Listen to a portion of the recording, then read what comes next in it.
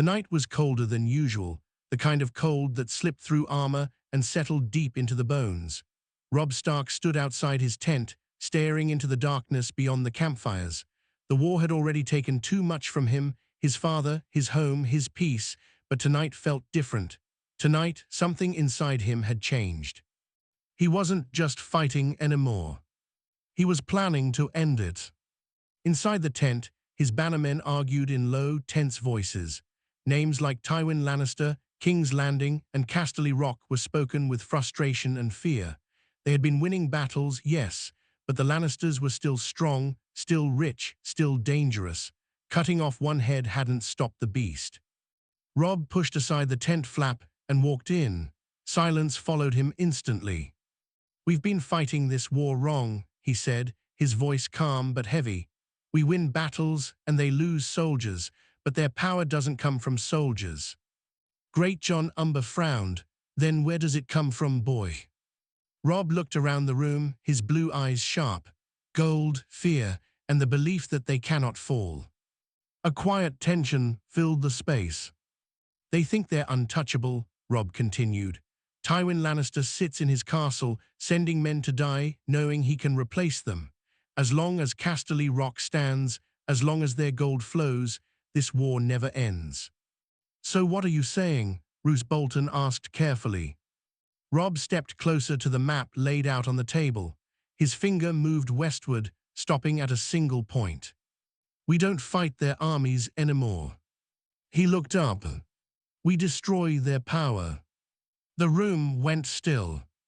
"You mean?" someone whispered. "Yes," Robb said. "We march on Casterly Rock." The reaction was immediate: shock, doubt, even quiet laughter. "That's madness," one lord said. "No one has ever taken Casterly Rock." Robb didn't raise his voice. "No one has tried like we will." He began explaining his plan, and slowly the laughter faded. He spoke of speed, of striking where they least expected. While Tywin focused on defending King's Landing and crushing smaller rebellions, Robb would take a force west, fast, silent, and deadly. They wouldn't announce their movement. They wouldn't leave time for word to reach the Lannisters. Grey Wind, his direwolf, lifted his head, as if sensing the shift in the room. "We cut the head off the snake," Robb said quietly, "not by chasing it, but by burning its den." Hours later, the camp began to move under the cover of darkness. No banners were raised. No horns were blown.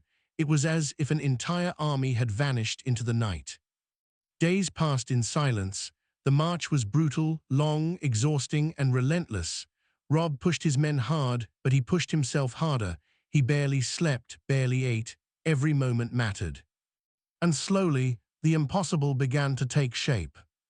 They reached the western lands faster than anyone could have imagined. Casterly Rock stood in the distance, massive and golden, carved into the cliffs above the sea. It looked unbreakable, eternal. But Robb Stark no longer believed in things that couldn't fall. That night he stood overlooking the fortress, the ocean winds whipping against his cloak. Beside him stood his closest allies, their faces tight with anticipation.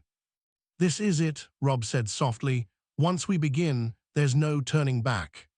"What if we fail?" one of them asked. Robb didn't hesitate. "Then we die knowing we tried to end this war." He looked back at the rock, his expression hardening. "But we won't fail." Because this time, he wasn't fighting for victory. He was fighting for destruction. Far below, hidden in the shadows, Stark's soldiers began to move, scaling paths no army had dared to take, slipping through hidden routes revealed by spies and desperate allies. This wasn't a siege. It was a strike. And as the first Lannister guards fell silently in the dark, the beginning of the end had already begun. The Lannisters still believed themselves untouchable. By morning, that belief would be gone forever. The darkness wrapped around Casterly Rock like a thick blanket, but beneath it, something dangerous was waking up. Robb Stark moved with quiet precision, every step measured, every breath controlled. This wasn't a battlefield filled with shouting and clashing swords. This was something colder, sharper. This was a knife in the dark. The narrow paths leading up the cliffs had been considered impossible, but Robb's scouts had found them, and desperation had turned impossible into necessary. One by one, his men climbed, gripping stone, pulling themselves upward with bleeding hands and silent determination. Below them, waves crashed violently against the rocks, ready to swallow anyone who slipped. But fear wasn't new to these men anymore. They had followed Robb this far, they weren't turning back now. At the top, the first guards never even had time to react. A shadow moved, a blade flashed, and silence followed. The Stark soldiers spread quickly, like water slipping through cracks. Gates were unlocked from the inside, watchposts taken without alarm, and before the Lannisters could even understand what was happening, the wolf was already inside their den. Robb stepped onto the stone floor of Casterly Rock, not as a boy king, but as something far more dangerous, a leader who had decided to stop playing by the rules. Inside the fortress, confusion spread like wildfire. Servants whispered, soldiers ran through halls with half-understood orders, and commanders shouted conflicting commands. No one had prepared for this. No one had believed this could happen. That was their mistake. Robb didn't give them time to recover. He split his forces, sending groups to key points: the armory, the treasury, the signal towers. Every move had one goal: cut off control, break coordination, and leave the Lannisters blind inside their own home. The treasury was the heart of it all. Robb knew that. Gold had built the Lannister name, and gold had kept their enemies afraid. If that was taken away, the fear would begin to crumble. When Robb reached the massive doors guarding it, he didn't hesitate. "Open it," he ordered. His men forced the locks, and when the doors finally gave way, the sight inside would have once amazed any man. Mountains of gold, chests filled with coins, treasures collected over generations. It was power in its purest form. But Robb didn't smile. He didn't even pause. "Burn it." For a moment, his men hesitated. It felt wrong, almost unreal. Gold wasn't something you destroyed. It was something you protected, something you fought for. But Robb's voice cut through their doubt. "Do it, all of it." Torches were thrown, oil spread, and soon flames began to rise. The glow of burning gold lit the chamber in an eerie, almost unnatural light. This wasn't just destruction, it was a message. The Lannisters' greatest strength was turning into ash before their eyes. Elsewhere in the rock, resistance finally began to form. Lannister soldiers, shocked but not broken, started to fight back. Steel clashed in the corridors, and the silence of the night gave way to chaos. But it was too late for them to organize properly. Robb's attack had been too fast, too precise. Every time they tried to gather, they found another part of their fortress already taken, another command center already lost. In the main hall, Robb finally came face to face with one of the Lannister commanders, a hardened knight who looked both furious and confused. "You think this changes anything?" The man spat, sword raised. "The Lannisters will." He never finished. Robb moved faster, his blade striking clean and direct. The man fell, and Robb didn't look down. He didn't have time for speeches or pride. This wasn't about proving something, it was about ending something. As dawn began to creep over the horizon, the full scale of what had happened became clear. Smoke rose from Casterly Rock, dark and heavy, visible for miles. The Golden Fortress no longer looked untouchable, it looked wounded. Inside, the last pockets of resistance were crushed. Some Lannister soldiers surrendered, others fled, and a few fought until the end. But the outcome had already been decided hours ago. Robb stood once again at a high point overlooking the sea, the same place where he had stood before the attack, but everything had changed now. Behind him, the rock was no longer a symbol of power. It was a broken stronghold, its wealth destroyed, its defenses shattered, its pride crushed. The Lannisters had not just lost a battle, they had lost the foundation of their dominance. One of his bannermen approached slowly. "It's done," he said quietly, almost in disbelief. "Casterly Rock is ours." Robb didn't respond immediately. He stared out at the endless water, the wind pushing against him. "No," he finally said, "it's not ours." The man looked confused. "But we didn't come to take it," Robb continued. "We came to end what it stood for." He turned, his expression calm but unyielding. "Send word across the realm. Let everyone know what happened here. Let them see that the Lannisters can fall. And that was the real victory. Because far away, in castles and cities and small villages, the news would spread. The untouchable house had been touched. The richest family in the realm had been broken. And with that, something deeper would begin to shift. Allies would hesitate. Enemies would grow bold. The balance of power would tilt. Robb knew the war wasn't over yet. Tywin Lannister still lived. King's Landing still stood. But something had changed in a way that couldn't be undone. For the first time, the Lannisters were no longer feared. They were vulnerable. And Robb Stark had made that happen. He looked back one last time at the burning remains of their power, then walked away without another word. There was still more to do. This was only the beginning of the end. The smoke from Casterly Rock did not fade quickly. It lingered in the sky for days, a dark stain that could be seen from miles away, as if the land itself refused to forget what had happened there. Robb Stark did not allow his men to celebrate for long. There were no grand feasts, no songs of victory echoing through the halls. Instead, there was movement, constant, urgent movement. He knew better than anyone that what he had done would shake the entire realm, and with that shock would come consequences. Tywin Lannister was not the kind of man who accepted defeat quietly. If anything, Robb had just forced him into becoming even more dangerous. Inside the broken halls of the Rock, Robb gathered his commanders. The once glorious chamber still smelled of smoke, and ashes floated in the air like silent reminders of what they had destroyed. "Tywin will come for us," Robb said, his voice steady but serious, not out of strategy, but out of pride. He paused, letting that sink in, and pride makes men reckless. Great John Umber gave a grim smile. "Good, let him come, we'll finish him here." Robb shook his head slightly. "No, that's what he'll expect. A siege, a final stand." His eyes moved across the room, sharp and calculating. "We won't give him that." Roose Bolton leaned forward, his pale face unreadable. "Then what do you suggest, Your Grace?" Robb stepped toward the table, placing his hand on the map again. "We disappear." That word hit harder than any battle plan. We take what we need, destroy what we can't carry, and we leave this place behind. By the time Tywin reaches Casterly Rock, there will be nothing here worth taking back. Some of the men looked uncertain. Abandoning such a massive victory felt wrong, almost wasteful, but Robb wasn't thinking about symbols anymore. He was thinking about control. Staying would trap them, leaving would keep them unpredictable. And unpredictability had just become his greatest weapon. Within hours, the Stark forces began preparing to move again. Supplies were gathered, remaining valuables seized, and anything that could strengthen the Lannisters, if reclaimed, was destroyed. The fires were reignited in key parts of the fortress, ensuring that whatever legacy remained would crumble further. Robb wasn't just breaking their power, he was erasing their ability to rebuild it quickly. As the army quietly marched away from Casterly Rock, the golden fortress behind them looked more like a grave than a home. And in many ways, it was. The death of Lannister dominance had begun there.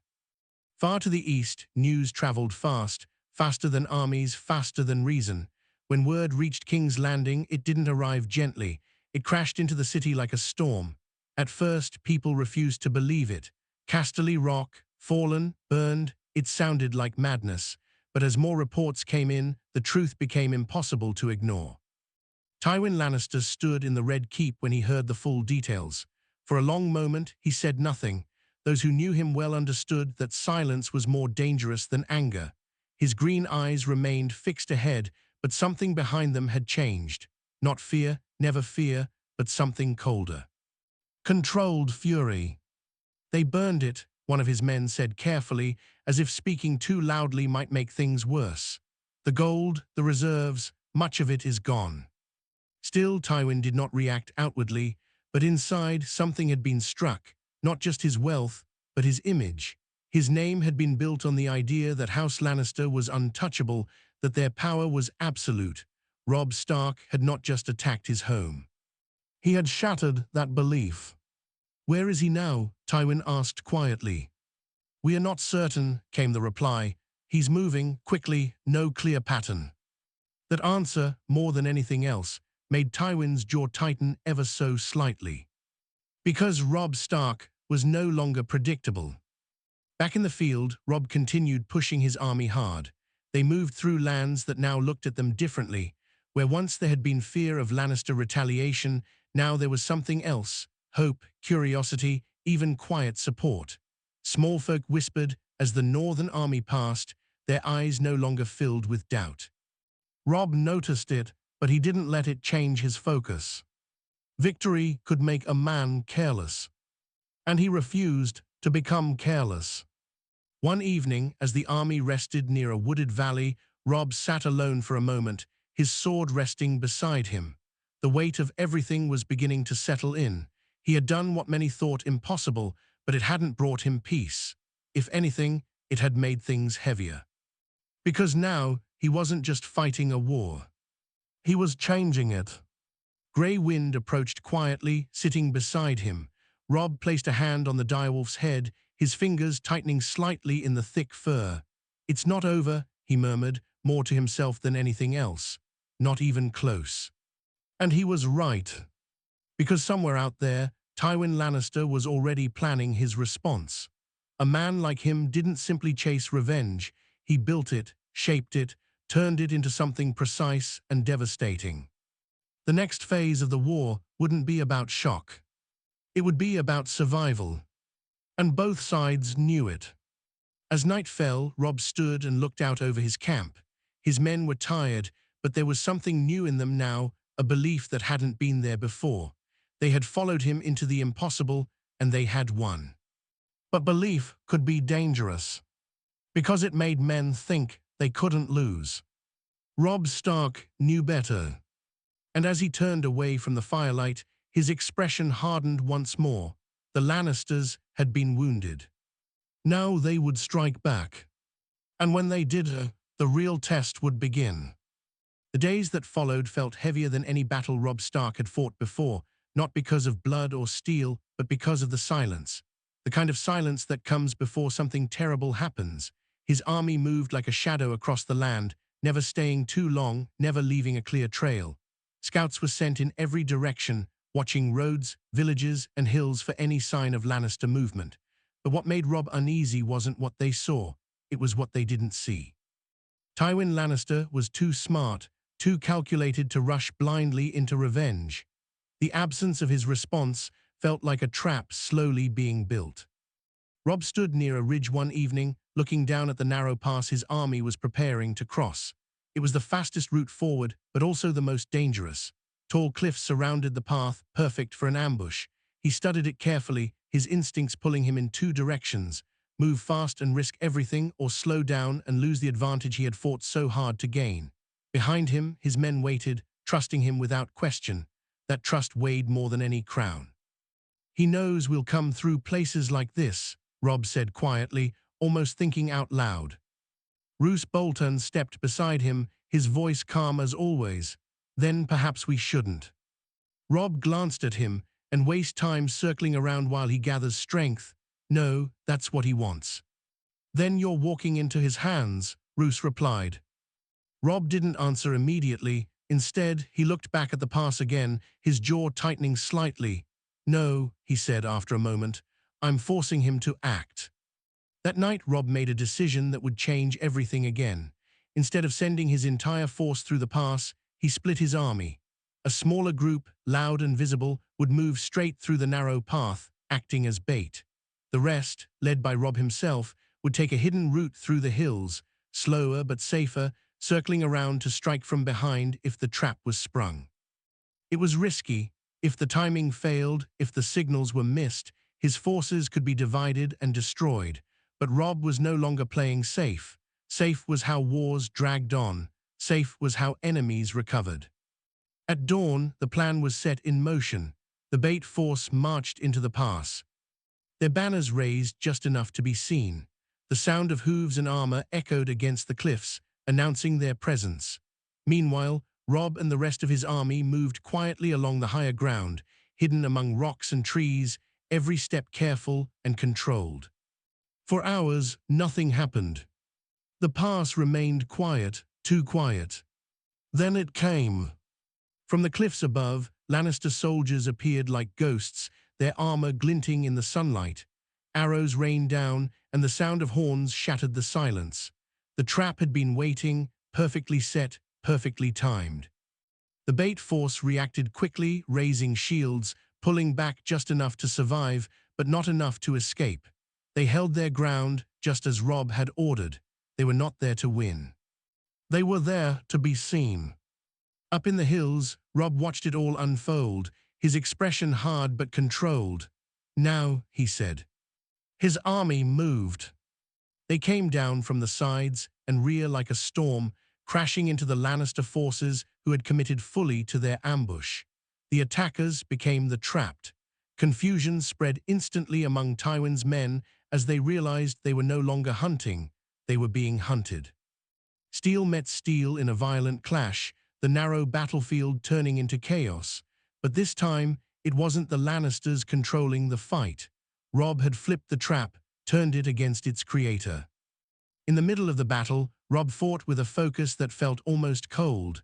Every movement had purpose, every strike clean and direct. This wasn't rage, this was control. He cut through the fight, pushing forward, breaking the enemy's center. The Lannister commander, realizing the situation too late, tried to regroup his forces, but panic had already taken hold. Orders were shouted, ignored, lost in the noise. The perfect plan had collapsed under its own confidence. Within what felt like moments, it was over. The survivors fled, abandoning the pass, leaving behind the broken remains of what was meant to be a decisive strike. Robb stood in the aftermath, breathing steady, his sword lowered but still in hand. He looked around, taking in the scene. His men were alive, tired, wounded, but alive. And more importantly, they had outplayed Tywin Lannister. That realization settled heavily in his chest. This wasn't just another victory. This was proof that the most dangerous mind in the realm could be beaten not with strength, but with understanding. Later, as the wounded were tended to and the dead honored, Robb stood once again apart from the others. The wind moved through the valley, carrying away the last echoes of battle. "He's learning," Robb said quietly. Behind him, Greatjon frowned. "Learning what?" Robb didn't turn, "That I'm not fighting the way he expected." There was a pause. "And what does that mean?" Greatjon asked. Robb's eyes remained fixed on the distance. "It means the next time he won't make the same mistake. Because Tywin Lannister would adapt. And when he did, he wouldn't rely on traps that could be turned. He would create something deeper, something harder to escape." Robb knew that. And yet, there was no hesitation in him. Because now, the war had changed for both of them. This wasn't just a fight for victory anymore. It was a battle of minds. And neither side could afford to lose. As the sun began to set, casting long shadows across the valley, Robb Stark turned back toward his army. There was still a long road ahead, and somewhere on that road, Tywin Lannister was waiting. The question was no longer who would strike next. It was who would outthink the other when it mattered most. The victory in the past should have felt like a turning point, but for Robb Stark, it only made the air feel heavier. Tywin Lannister had set a trap and failed, but a man like him didn't repeat mistakes, he refined them. As the Stark army moved forward again, there was no sense of relief, only a growing tension that something bigger was coming. Robb could feel it in the way the land seemed quieter, in the way even the wind carried no comfort. It was as if the war itself was holding its breath. They made camp near a river bend, a place that offered water and some natural protection, but even there Robb didn't allow his guard to drop. Scouts were doubled, watches extended, and every movement was questioned. His men followed his orders without complaint, but the exhaustion was beginning to show. They had marched hard, fought harder, and still there was no end in sight. Robb knew he was pushing them, but he also knew slowing down now could cost everything. That night, a scout arrived with news that finally broke the silence. Tywin Lannister was on the move, not slowly, not cautiously, but with purpose. His army was larger than before, reinforced by forces from the Reach and other allies who had not yet abandoned the Lannister cause. But what stood out wasn't the size, it was the direction. Tywin wasn't chasing Robb. He was moving ahead of him. Robb listened carefully, asking precise questions, piecing together the information like a puzzle. When the scout finished, the answer became clear, and it wasn't one he liked. Tywin wasn't trying to catch him in the field anymore. He was trying to cut him off, force him into a position where retreat would be impossible and survival uncertain. "He's not reacting anymore," Robb said quietly after the scout was dismissed. "He's deciding." Roose Bolton, standing nearby, gave a thin smile. "Then he's finally treating you as an equal." Robb didn't respond to that. Being seen as an equal by Tywin Lannister wasn't a compliment, it was a warning. The next morning, Robb called his commanders together again. The map was spread out, marked with rough estimates of Tywin's position. The situation was tightening, like a noose slowly being pulled. "If we keep moving forward, we risk walking straight into him," Robb explained. "If we turn back, we lose everything we've gained, and if we stand still," he paused, "we give him time." "Then what's left?" Greatjon asked, his voice low but steady. Robb's gaze hardened slightly. "We make him choose wrong." There was a shift in the room as he said it, not confusion, focus. They had seen him do it before.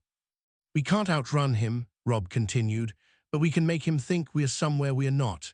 His finger moved across the map again, stopping at a cluster of villages and wooded land. "We split again, but this time not just in force, in identity." The plan was dangerous, even more than before. A portion of the Stark army would carry Robb's banners and move in a visible direction, drawing attention, making it appear as though the king in the north was leading them. Meanwhile, Robb himself would move with a smaller, faster group in a completely different direction, hidden and silent, aiming to strike at something far more valuable than another army. "What are you targeting?" Roose asked, his eyes narrowing slightly. Robb looked up. "King's Landing." The words landed heavily. "That's madness," someone muttered. "You don't have the numbers for a siege."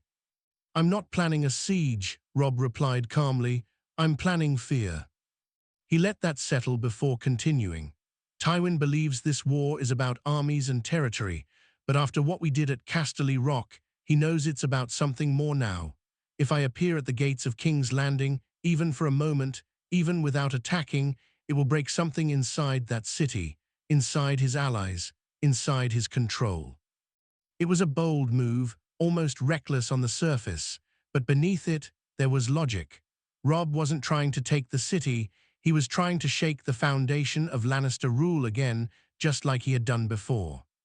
And if Tywin realized too late, it could cost him everything.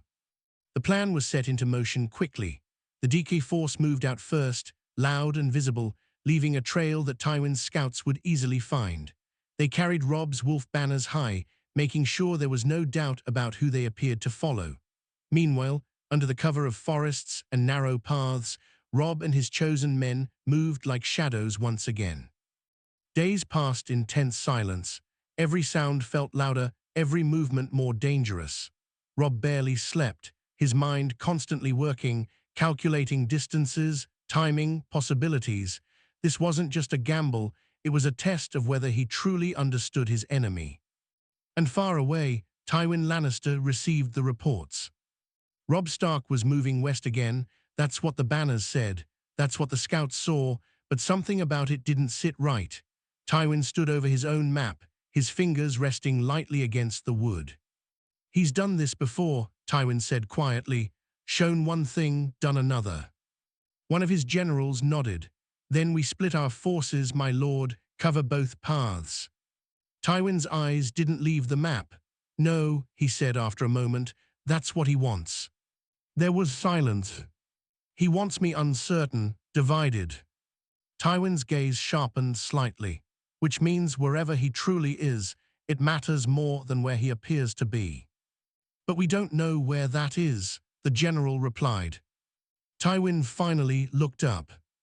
"No," he said calmly, "but I know where it would hurt the most." And in that moment, both men, miles apart, had reached the same conclusion. King's Landing. As Robb Stark moved closer to his target, the distant outline of the capital slowly began to take shape on the horizon. Towers, walls, the heart of power in the realm. He didn't smile when he saw it. He didn't feel victory. Only pressure. Because now there was no room for error. If Tywin had guessed correctly, if he was already moving to intercept, then what Robb had planned as a strike of fear could turn into a trap far deadlier than any before. The game had reached a new level, and both sides were finally playing it with everything they had. The closer Robb Stark came to King's Landing, the more the world seemed to tighten around him. The roads grew busier, the villages more cautious, and the whispers louder. People had already heard what he had done to Casterly Rock. Some spoke his name with hope, others with fear, but no one ignored it anymore. That alone told Robb how much had changed. The Lannisters no longer controlled the story of the war, he did. But stories could turn just as quickly as battles, and if this move failed, everything he had built would collapse just as fast. His smaller force moved carefully, avoiding main roads, cutting through wooded paths and open fields when necessary. Every night, scouts went ahead and returned with updates, and every update carried the same uneasy message. Lannister forces were moving, but not in a scattered, desperate way. They were moving with purpose, as if guided by a single, clear decision. That confirmed Robb's fear. Tywin had understood. One evening, as the sun dipped low and painted the sky in fading red, Robb stood on a hill overlooking the distant walls of King's Landing. The city stretched wide, massive and alive, its towers rising high as if daring anyone to challenge it. Even from afar, he could feel its weight. This wasn't just a city, it was power, concentrated and defended, the center of everything he had been fighting against. Behind him, his men waited quietly, sensing that they were standing at the edge of something important. Robb didn't turn to them right away. He kept his eyes on the city, his thoughts moving faster than any army. "If we are too late," he murmured. But he didn't finish the thought. Because in the distance, beyond the city, there was movement. At first, it was just dust rising along the horizon, faint and distant, but as Robb narrowed his eyes, the shape became clearer. Lines of men, banners, formation. An army. And not just any army. Robb didn't need to see the lion banners clearly to know who it was. Tywin Lannister had arrived first. A quiet tension spread through Robb's chest, not panic, but something sharper, recognition. The game had reached its peak, and both of them had stepped into the same place at the same time.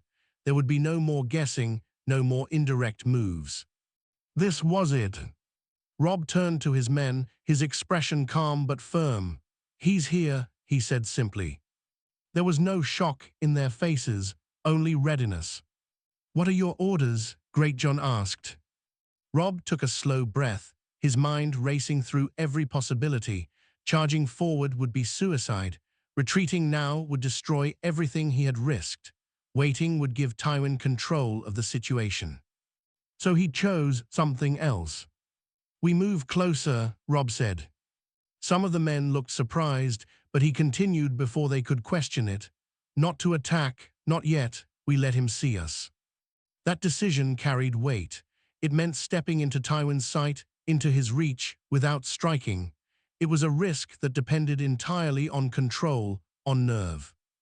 As the Stark force moved forward, the distance between the two armies slowly shrank. The open land between them became a stage, empty but heavy with possibility. Tywin's army held its formation, disciplined and unmoving, like a wall waiting to be tested. Finally, Robb stopped his men at a distance where both sides could see each other clearly. And for a moment, nothing happened. No arrows, no charge, no sound except the wind moving across the field.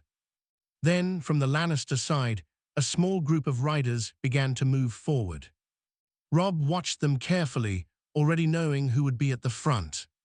Tywin Lannister did not hide behind his army. He led it. When the riders came close enough, Robb urged his horse forward alone, meeting them halfway. His men stayed behind, just as Tywin's did. Two leaders, standing between two armies, in a silence that felt heavier than any battle. Tywin studied him with calm, measuring eyes. There was no anger in his expression, no visible sign of the loss he had suffered, but that didn't mean it wasn't there. "You've done something remarkable," Tywin said finally, his voice even. "Burning Casterly rock, breaking what generations built." Robb didn't react to the words, "And yet you're still here."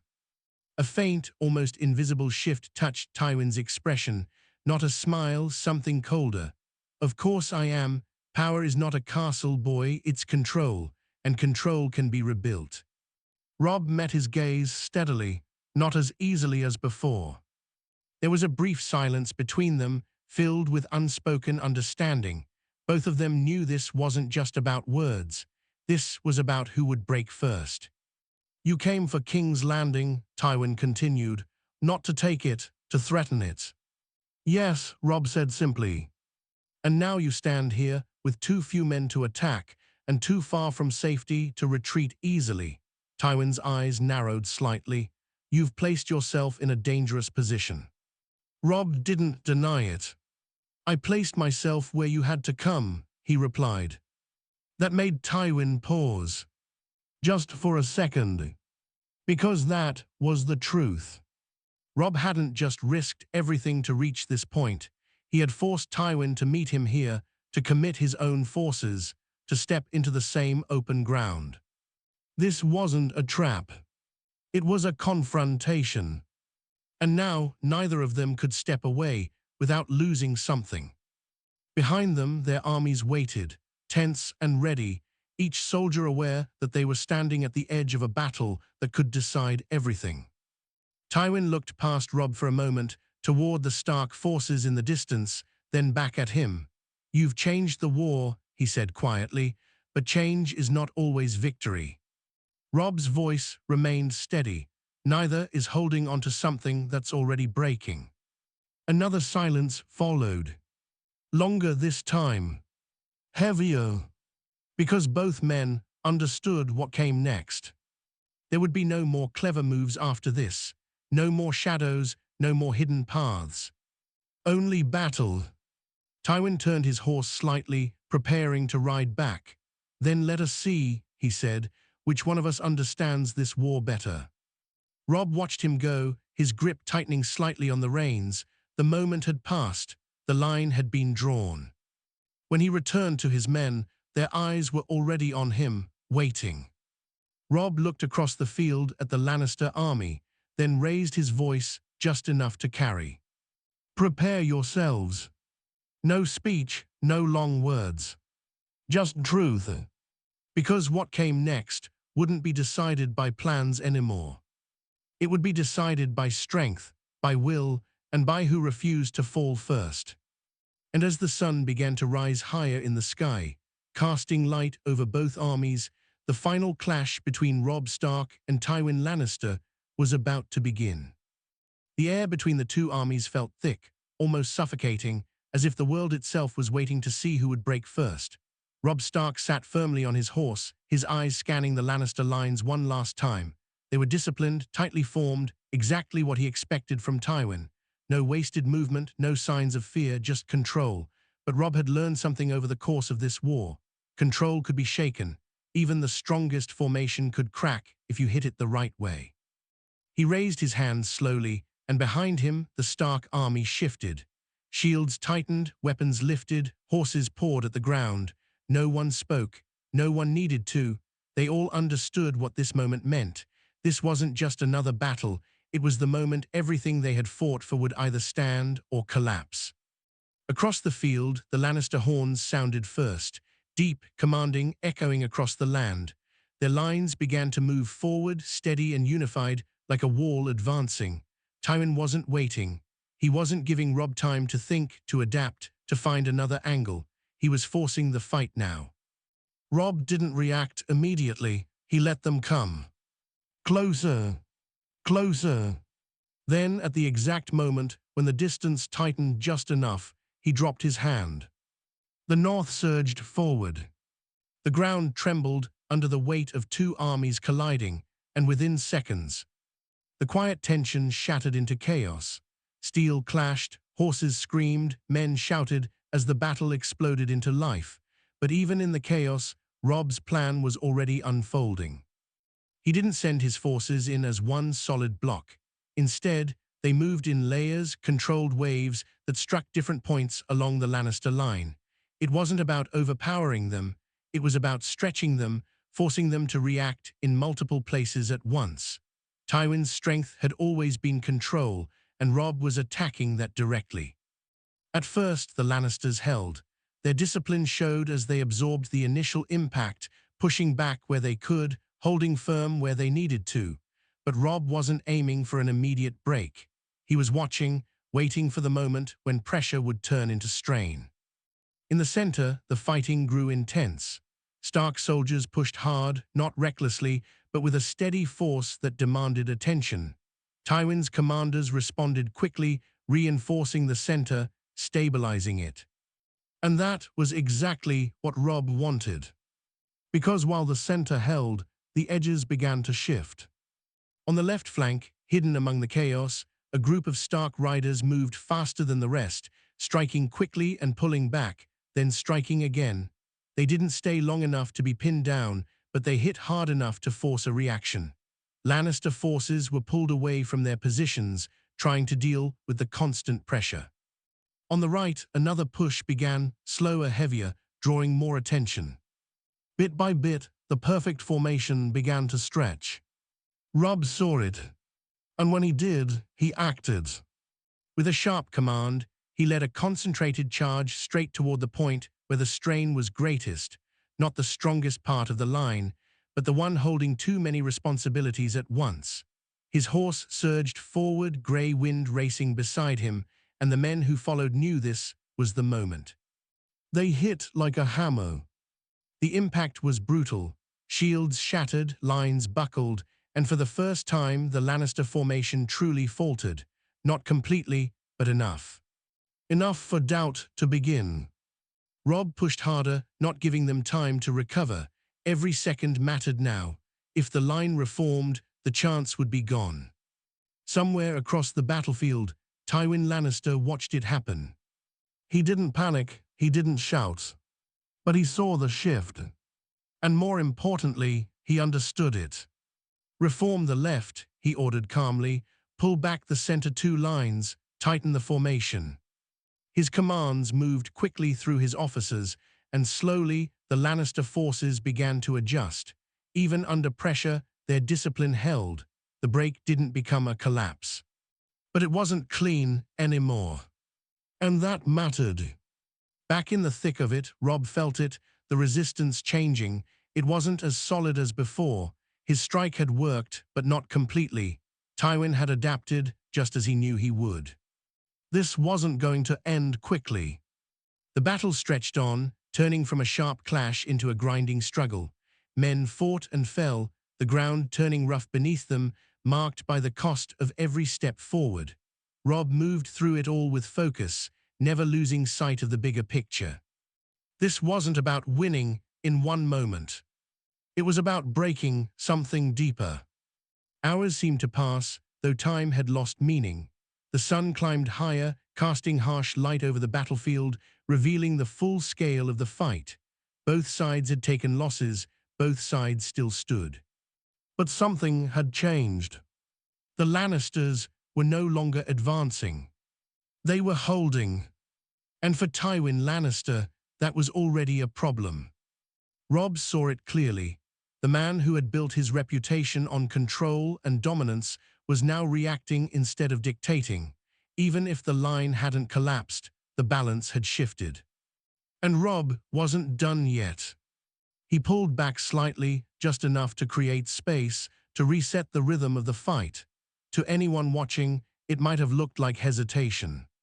But it was. It was preparation. Because Robb Stark had one more move left. And this time, it wouldn't just strain the Lannister power. It would try to break it completely. As he looked across the battlefield, searching for the exact point, the exact moment, his eyes hardened with quiet certainty. This was where it would be decided. Not by numbers. not by strength alone, but by who could push just a little further when everything else was already starting to fall apart. And Robb Stark had already proven he was willing to go further than anyone expected. The battlefield had turned into something far more than a clash of swords. It had become a test of endurance, of will, of who could hold on just a little longer while everything around them slowly broke apart. Robb Stark sat briefly at the edge of the fighting, not retreating, not hesitating, but watching. His breathing was steady despite the chaos, his mind still sharp while the world around him seemed to blur into noise and movement. This was the moment most commanders lost control, when battles turned wild and unpredictable. But Robb had learned that even chaos had patterns, you just had to look closely enough. Across the field, the Lannister army still stood, but not like before. Their lines were no longer clean and perfect. Gaps had formed, small at first, then growing as the pressure continued. Units that had once moved as one now reacted separately, trying to fix problems instead of preventing them. It was subtle, something most wouldn't notice in the middle of a battle, but Robb saw it clearly. And more importantly, he knew Tywin saw it too. That was the dangerous part. Because a man like Tywin Lannister didn't let things fall apart without preparing something else. If his line was weakening, it meant he was building a new way to win, something hidden, something decisive. Robb narrowed his eyes, scanning beyond the immediate fight, looking deeper into the Lannister positions. Then he saw it, not in the center, not in the chaos, but further back, a reserve force. Fresh soldiers, untouched by the fighting, positioned carefully out of sight from most angles. They hadn't moved yet. Tywin's final move. Robb felt a cold understanding settle in his chest. That reserve wasn't meant to reinforce, it was meant to strike. At the perfect moment, when both sides were exhausted, Tywin would send them crashing into a weak point and shatter what remained of the Stark forces. It was clean, controlled, and deadly. For a brief second, Robb closed his eyes, thinking fast. If he pushed too early, the reserve would hit him at full strength. If he waited too long, his own army might not hold. The timing had to be exact. Then his eyes opened again, and the hesitation was gone. He turned to the riders near him, his voice sharp and clear. "Gather the fastest men, now." They didn't question it. Within moments, a group formed, light cavalry, quick and ready, men who could move faster than the rest of the army. They looked at Robb, waiting. "We're not hitting the line," he told them. "We're going around it." Some of them exchanged brief looks, understanding slowly forming. "There's a force behind them," Robb continued. "Fresh, waiting. If they move, we lose this battle." His grip tightened slightly on the reins, "so we don't let them move." It was a bold move, almost reckless. Breaking away from the main fight, circling behind enemy lines, it could easily turn into a disaster if seen too early. But if it worked, it would take Tywin's final advantage away. Without another word, Robb turned his horse and rode. The group followed him instantly. They moved along the edges of the battlefield, using the dust, the noise, and the chaos to hide their movement. Arrows flew in the distance, steel clashed behind them, but they didn't slow down. Every second mattered now. As they pushed further around, the sounds of the main battle began to fade slightly, replaced by a tense quiet. And then they found them. The Lannister reserve stood ready, exactly where Robb had expected. Organized, untouched, waiting for their moment to strike. Their commanders were focused on the battlefield ahead, watching for the signal to move. They didn't expect an attack from behind. Robb didn't give them time to react. Now he shouted, and the charge began. The sudden impact shattered the calm of the reserve force. Horses slammed into their lines, blades cutting through unprepared soldiers, confusion spreading instantly. Orders were shouted, but they came too late. The formation that was meant to be Tywin's final weapon never had the chance to become one. Robb rode straight into the heart of them, his movements fast and precise, his focus absolute. This wasn't about holding ground, it was about breaking it completely. The reserve had to collapse before it could recover. And it did. Panic replaced discipline. Soldiers turned, unsure whether to face the attack behind them or the battle still raging ahead. The perfect timing Tywin had planned was gone, replaced by chaos he hadn't intended. Back on the main battlefield, the effect was immediate. The expected reinforcement never came. Instead, word began to spread. Something was wrong behind the lines. Confusion rippled through the Lannister forces, small at first, then growing. The confidence that had held them steady began to crack. And Robb's army felt it. They pushed harder. What had been a struggle began to shift again, this time more clearly. The Lannisters weren't just holding anymore. They were starting to lose ground. Far from the chaos, Tywin Lannister turned his head slightly, his sharp eyes catching movement where there shouldn't have been any. For the first time, something changed in his expression, not panic, not fear, but realization. His final move had been taken off the board. Silently, he watched as the balance tipped, as control slipped in a way he hadn't allowed before. Robb Stark hadn't just reacted. He had anticipated. And that was something Tywin had not expected. Back among the reserve, Robb pulled his horse to a stop for a brief moment, looking at what he had done. The force that was meant to decide the battle was no longer a threat. It was finished. But there was no time to rest, no time to feel victory. Because the battle itself was still raging. He turned his horse again, his voice cutting through the air, back to the field. And as he rode back toward the heart of the fight, there was something different in him now, not just determination, not just strategy. Certainty. Because, for the first time, Tywin Lannister had run out of moves. And that meant only one thing. The end was finally within reach.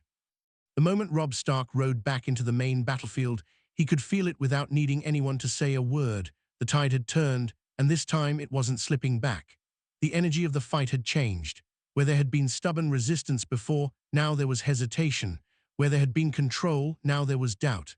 The Lannister lines still stood, but they no longer felt unbreakable. They felt like something holding together out of habit, not strength. Robb didn't slow down.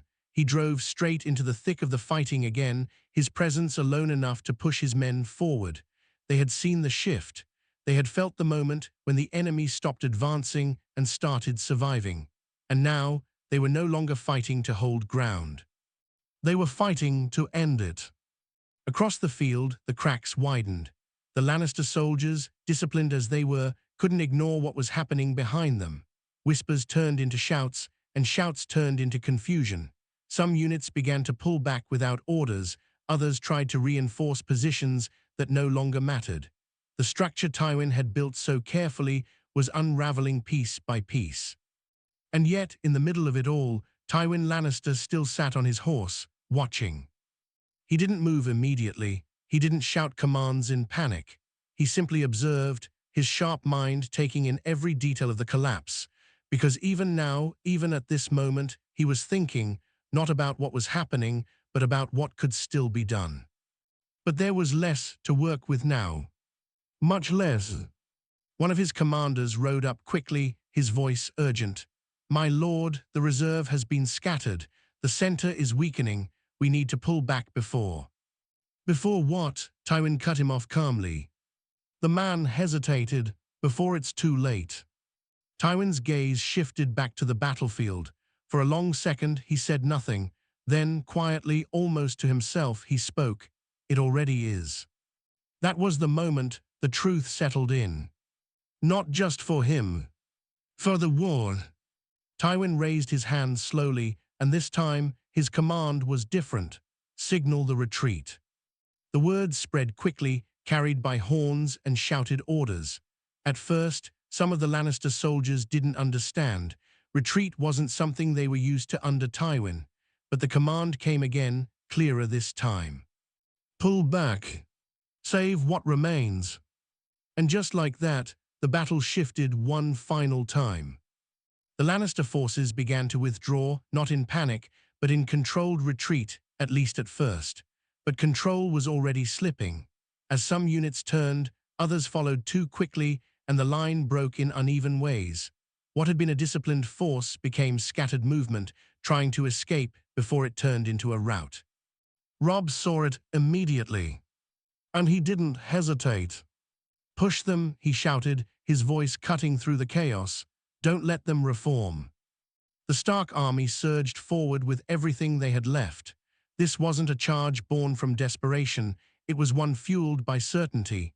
The end was here, and they could feel it. The retreat turned into a collapse. Lannister soldiers dropped shields to run faster, formations dissolved completely, and the battlefield that had once been controlled now belonged entirely to the north. The lion banners that had once stood tall began to fall, one after another, disappearing into the dust and confusion. But even in the middle of that collapse, Tywin Lannister did not run. He remained where he was, watching his army fall back, his expression as calm as it had been at the beginning of the day. There was no panic in him, no visible regret, only a quiet acceptance of what had happened. Robb noticed. Through the chaos, through the movement of men and steel, his eyes found him. And for a brief moment, the battle seemed to fade away. Two leaders, two minds, one outcome. Robb rode forward, not charging wildly, but with purpose. His men followed, but he moved slightly ahead, closing the distance. He didn't shout, he didn't rush. He simply approached. Tywin turned his horse slowly to face him as he came near. Around them, the remnants of the battle continued, but in that small space, there was a strange calm. "It seems," Tywin said quietly, "you've won." Robb didn't respond immediately. He looked at him, really looked at him, not as an enemy on a battlefield, but as the man who had shaped this war more than anyone else. "It's over," Robb said finally. Tywin's gaze didn't waver. No, wars don't end that easily. There was no bitterness in his voice, only truth, but this part of it, yes. A faint silence settled between them. "You destroyed my power," Tywin continued. "Not just my armies, my name, my control." His eyes narrowed slightly, studying Robb in a way that felt almost respectful. "That was well done." Coming from any other man, it might have sounded like praise. From Tywin, it sounded like acknowledgement. Robb's grip tightened slightly on the reins. It didn't have to be like this. Tywin gave the smallest shake of his head. It always was. Another pause. Then slowly, Tywin turned his horse away. Not in fear, not in defeat, but in acceptance. He rode off, not chased, not stopped, disappearing into what remained of his retreating forces. And Robb didn't follow, because he understood something in that moment. This victory wasn't about killing Tywin Lannister. It was about ending what he stood for. As the battlefield finally settled, the sounds of fighting fading into distant echoes, Robb Stark sat still for a moment, taking it all in. The cost, the victory, the silence that followed. Around him, his men began to realize what had happened. Slowly, the weight of it spread through the ranks. They had done it. They had broken the Lannister power. Not weakened it. Not challenged it. Ended it. Robb looked out over the field one last time, then turned his horse back toward his army. There was still work ahead, rebuilding, restoring, finishing what the war had started. But the hardest part was done. And as the sun began to lower in the sky, casting a softer light over the land, one truth stood clear above all others. The lions had fallen, and the North had changed the realm forever. Even as the smoke of battle faded and the echoes of steel and shouts disappeared into the distance, Robb Stark could feel the weight of what had been done pressing down on him. The battlefield was a patchwork of chaos and silence, now shattered weapons, broken banners, bodies strewn where they had fallen. Victory had been claimed, yes, but the cost was heavy. Around him, his men were tending to the wounded, shouting names of friends and foes alike, and carrying those who could still be saved away from the open field. The North had won, but this victory was not the kind that could be celebrated with feasts and songs. It was raw, stark, and filled with reminders of how fragile life could be in war. Robb rode slowly through the aftermath, his eyes scanning the battlefield, making sure the retreating Lannisters weren't regrouping or hiding among the chaos to strike again. Some of Tywin's men had fled to the nearby hills and forests, others had scattered along the roads. Robb knew the ones who survived would eventually find their way back to the capital. Carrying the story of defeat with them, he didn't smile at that thought. Tywin Lannister's mind was sharp. He would return, rebuild, and plan. But Robb also knew that the foundation of that power had been shaken in a way it never had before. This wasn't just a battlefield victory. This was a fracture that might never fully heal. Around him, the Stark banners flapped in the evening wind, dust clinging to their edges. His army was tired, bruised, and wounded, yet their eyes still held a spark that hadn't faded. They had seen what he had done, what he had risked, and what he had achieved. In their quiet moments between tending to the wounded or burying the dead, they looked at him not only as their commander, but as the man who had rewritten the rules of this war. Robb didn't speak much to them, but he didn't need to. The understanding was already there, in their eyes, in their movements, in the way they carried themselves across the field. Night fell slowly over the battlefield, and the chill crept into the bones of men who had spent the entire day fighting. Fires were lit to keep the cold away and to give some semblance of order amid the lingering chaos. Robb dismounted and walked among his men, his boots crunching over broken earth and shattered shields. Soldiers greeted him with a mixture of reverence and quiet relief.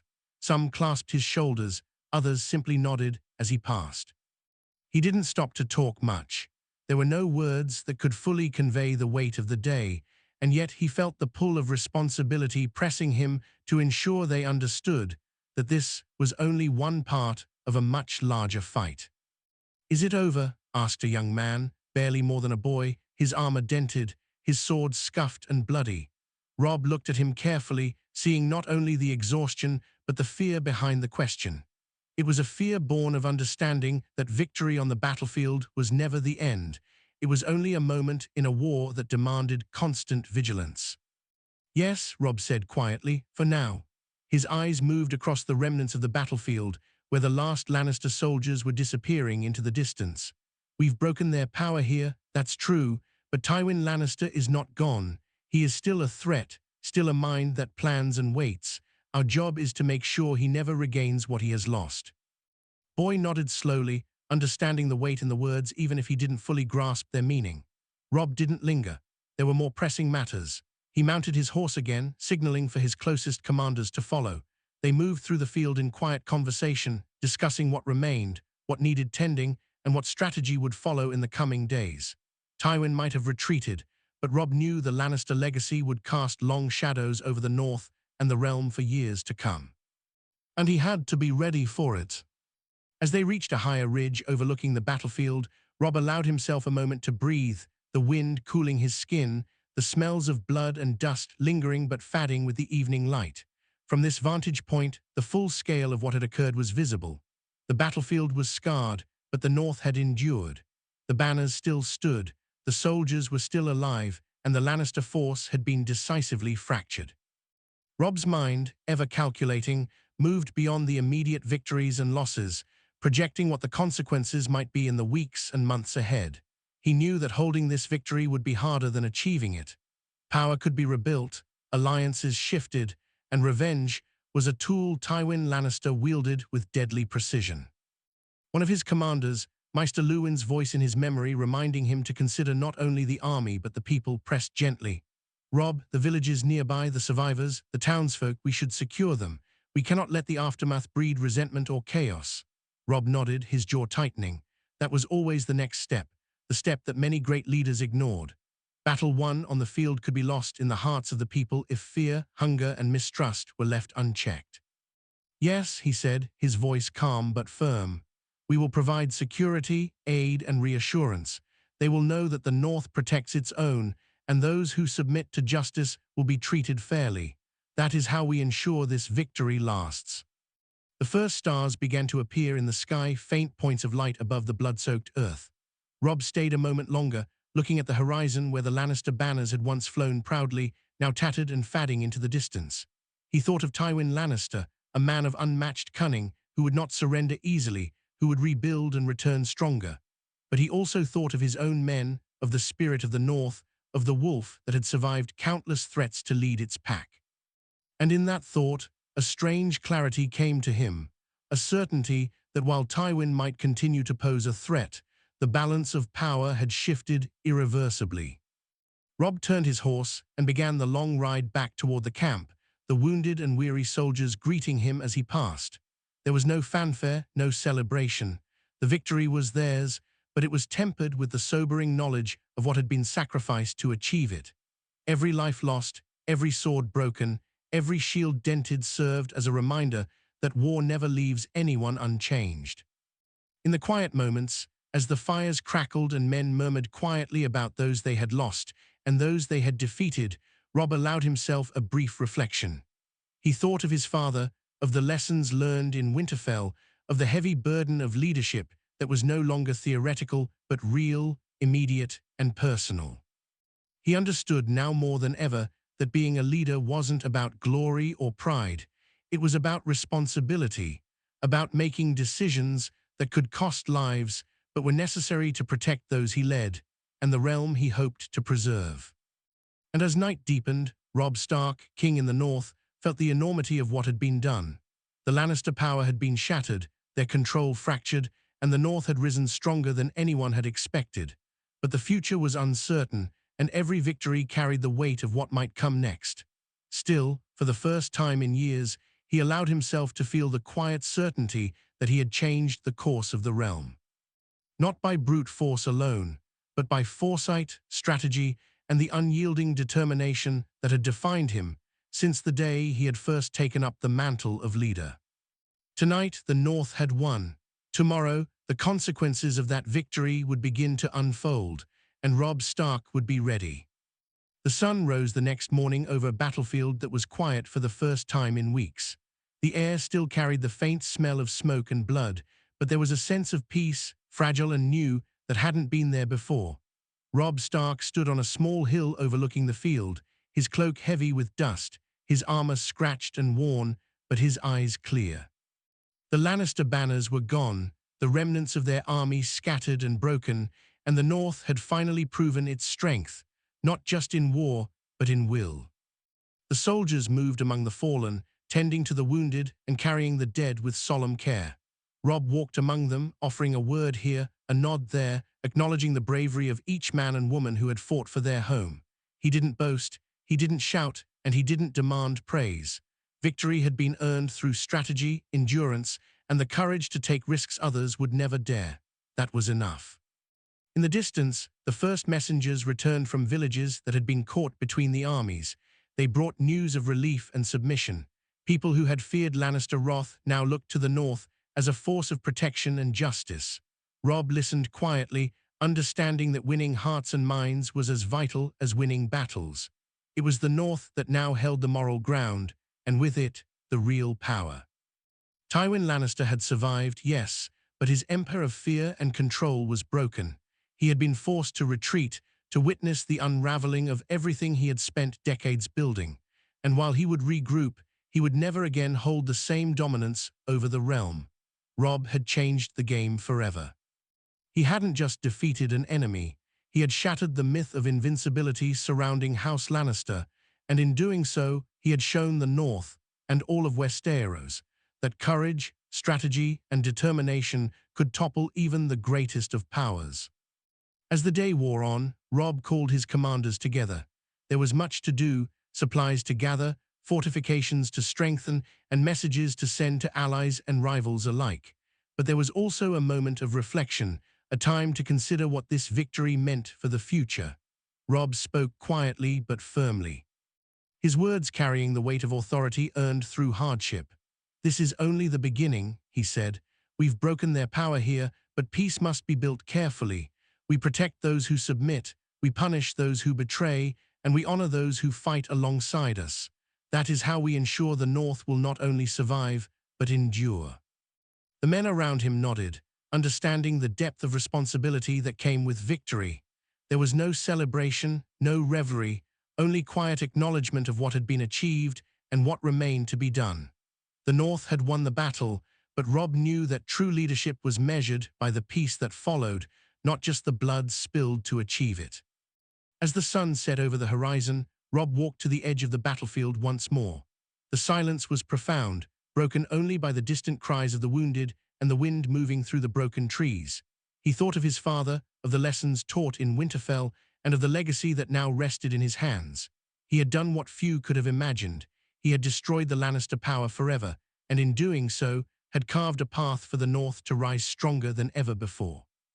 For the first time in weeks, Robb Stark allowed himself to breathe fully, to feel the weight of relief and the quiet pride of hard-earned victory. The battlefield behind him was a testament to the cost of war, but also to the strength of his people, the resilience of the North, and the power of a leader who refused to falter. The war was not over, the realm remained fragile, but the balance had shifted irreversibly.